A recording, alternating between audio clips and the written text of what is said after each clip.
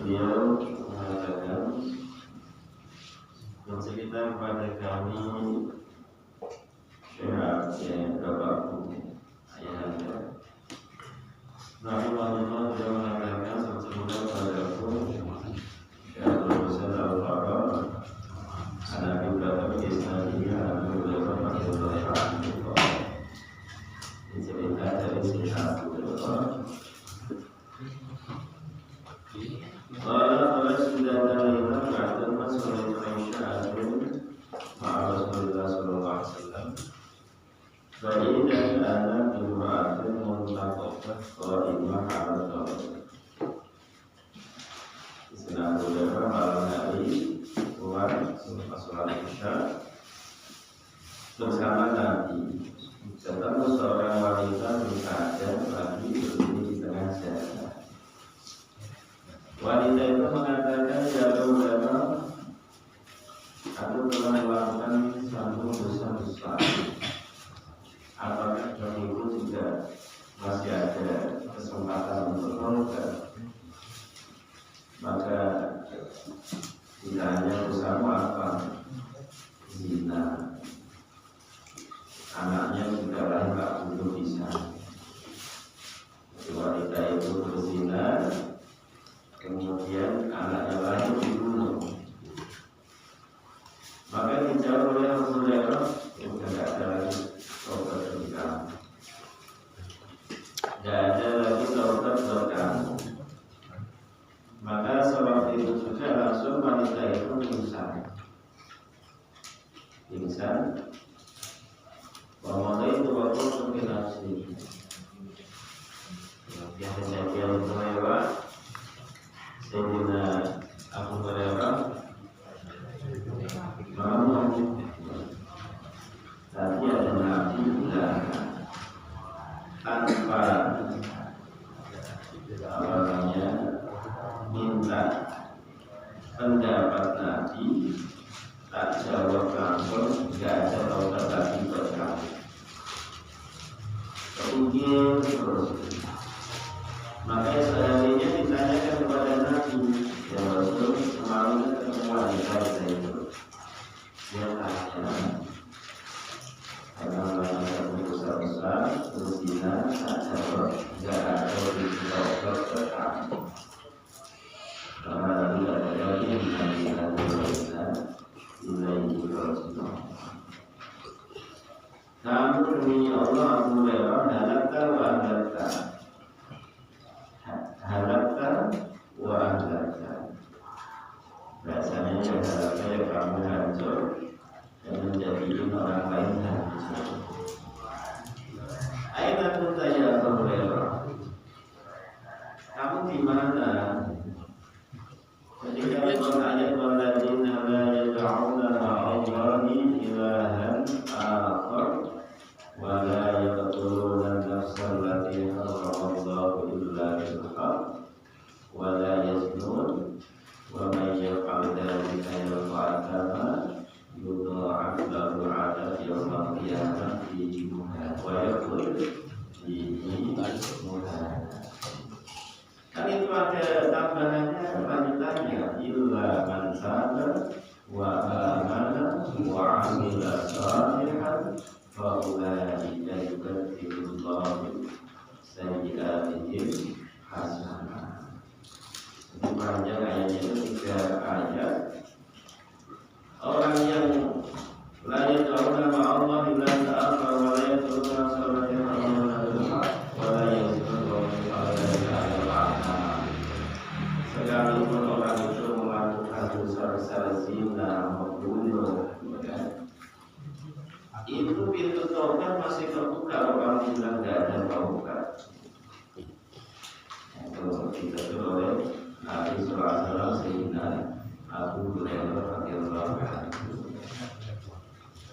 Faulaika yubaddilullahu sayyi'atihim hasanah wa kana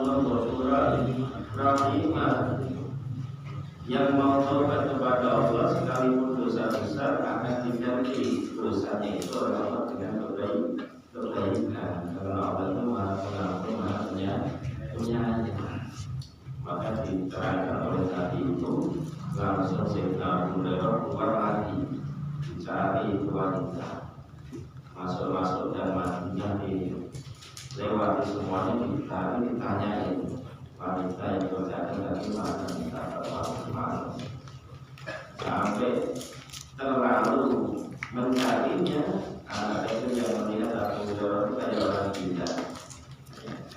Hatta idakan ada yang lagi itu kan sampai malam nanti ketemu wanita itu di satu tempat, kemudian dikasih tahu dengan sabda Nabi Sallallahu Alaihi Wasallam bahwa dia itu masih ada kesempatan untuk bertaubat. Sampai senangnya tidak pingsan lagi itu wanita, sehingga kemudian ketika sadar bilang kepada Abu Hurairah, "Kau ternyata di sana itu tak saudagai untuk orang-orang fakir miskin sebagai kifarat dosa." Kalau melakukan dosa yang taubati, disesali, tidak akan mengulangi lagi.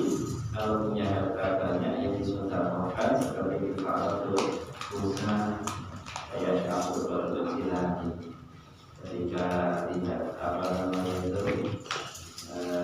bajunya itu dikelai burung, kemudian burungnya dilihat terjatuh mati.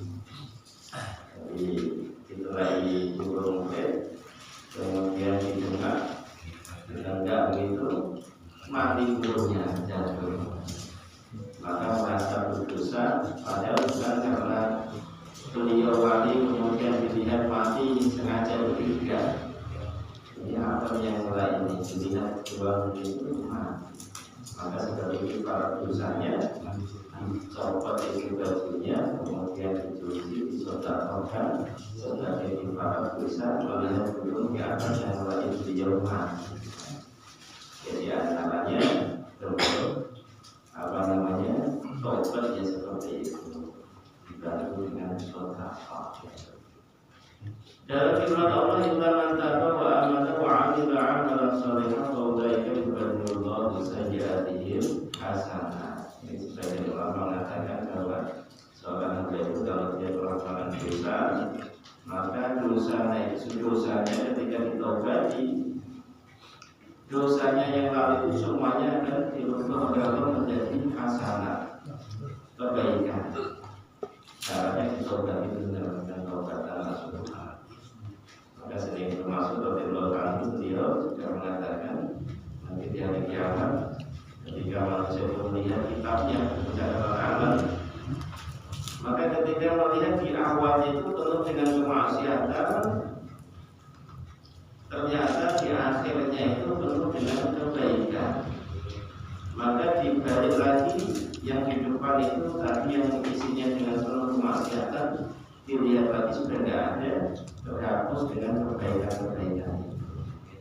Nah, kalau buka buku kitab seperti ini kan tidak perlu balik jauh-jauh soal, bisa jadi nanti tidak ada tidak catatan amal seperti yang kita buka seperti ini tidak, mungkin perlu perjalanan. Sehingga yang tadinya di awal dilihat oleh seorang hamba yang mencatatkan kemaksiatan, balik lagi ke depan ternyata sudah berubah dengan kebaikan. Maka kita mau menyaksikan seperti itu, perbuatan salah dosa kita itu oleh Allah Subhanahu Wa Taala ditutupi dengan kebaikan yang kita perbuat. Maka selalu kita itu mengelilingi kebaikan dengan kebaikan, walaupun tidak ada kesalahan apapun ya. Malah lebih bagus lagi kita selalu berturut-turut melakukan kebaikan. Kalau di tengah kebaikan itu ada dosa yang terselip, itu sudah tertutup, terhapus